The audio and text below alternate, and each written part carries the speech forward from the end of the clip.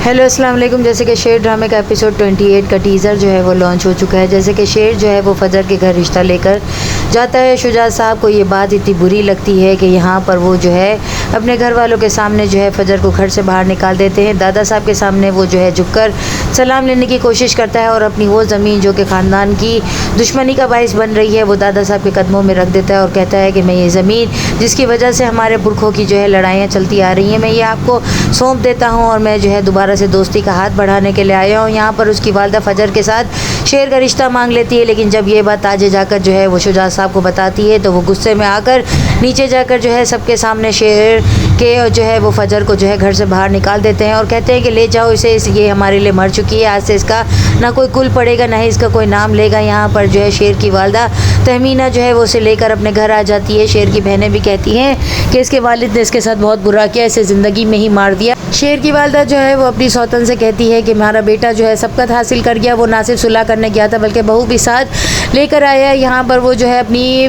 बेटे की पहली मंगेतर जो है उसका जोड़ा जो है वो फजर को देना चाहती है, जिस पर उसकी सौतन कहती है कि चाहे तुम सादा सही जोड़ा दो लेकिन इसके नाम का जोड़ा दो, ये जोड़ा देकर तुम क्यों उसके साथ इसका निकाह करवाना चाहती हो। फजर जो है वो बेहोशी में जो है वो बिल्कुल ही जो है सख्ते में चली जाती है। जब उसे होश आता है और फजर को पता चलता है कि शेर का निकाह जो है फजर के साथ कल के दिन जो है होने वाला है, और ये बात जब वहाँ पर भी पहुँच जाती है और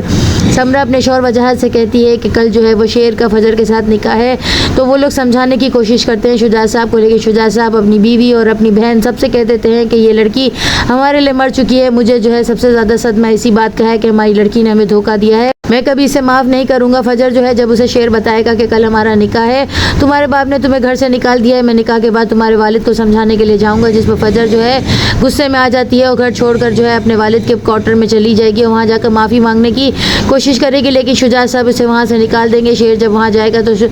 है गोद में थाम लेगा। यहाँ फजर जो है गुस्से और सदमे में जो है घर के बाहर चौखट पर बैठी रह जाएगी, लेकिन उसका बाप उसे माफ़ नहीं करेगा। तहमीन अपने बेटे की शादी को लेकर बहुत खुश है, लेकिन बदरुज़्ज़मान जो है जब उसको पता चलेगा कि जो है शेर जो है वो वहाँ पर फजर के साथ शादी करने वाला है तो वो उसे रोकने की कोशिश करेगा, लेकिन वो नहीं मानेगी। ताजे का वालिद जो है वो अपने पोते को जो है तमाम जायदाद का वारिस बना देगा और सारी ज़मीनें जो है उस पोते के नाम कर देगा, जिस पर ताजे कहेगी कि आप ये ज़मीन अगर इसको दे देंगे तो मैं क्या करूँगी और मैं क्या खाऊँगी सारी ज़िंदगी, जिस पर वो